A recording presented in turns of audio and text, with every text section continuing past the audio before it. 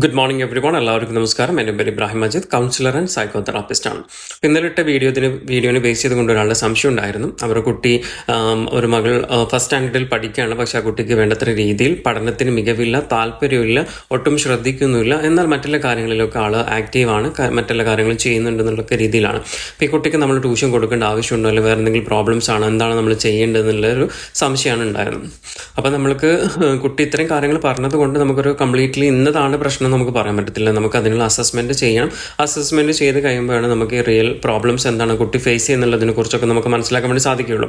എന്നിരുന്നാൽ പോലും ചില കേസിൽ നമ്മളെ പാരൻസിന് ഒരു ഓവർ എക്സ്പെക്ടേഷൻസ് ഉണ്ട്. അല്ലെ, നമ്മുടെ മക്കൾ ഇങ്ങനെ പഠിക്കണം, അങ്ങനെ ചെയ്യണം, ഇങ്ങനെ ചെയ്യണം എന്നുള്ളൊരു ഓവർ എക്സ്പെക്ടേഷൻ ഉണ്ടാവും. എല്ലാ വിഷയങ്ങൾക്കും നല്ല മാർക്ക് വാങ്ങണം എന്നുള്ളൊരു ചിന്തകളുള്ള പാരൻസ് ഉണ്ടാവും.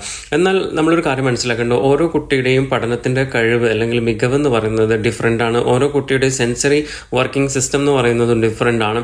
ഓരോ കുട്ടിക്കുള്ള കപ്പാസിറ്റികൾ ഡിഫറെൻ്റ് ആണ്. അത് നമ്മൾ വളർന്നു വരുന്ന സാഹചര്യങ്ങൾ, കാര്യങ്ങളൊക്കെ ബേസ് ചെയ്തുകൊണ്ടാണ്. അതിന് ഒരുപാട് എലമെൻറ്റ്സ് ഉണ്ട്. ഒരു കുട്ടി പിറകോട്ടേക്ക് വരുന്നതിനും മുമ്പോട്ടേക്ക് വരുന്നതിനും ഒരുപാട് ഘടകങ്ങളുണ്ട്. ഈ ഘടകങ്ങളൊക്കെ നമ്മൾ ശ്രദ്ധിക്കേണ്ടതുണ്ട്.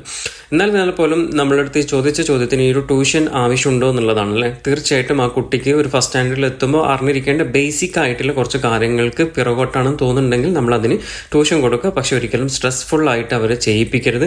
മാക്സിമം നിങ്ങൾ സപ്പോർട്ട് ചെയ്യുക, പേടിപ്പിക്കരുത്. അവരെ കൂടെ നിന്ന് നിങ്ങളും കൂടെ സപ്പോർട്ട്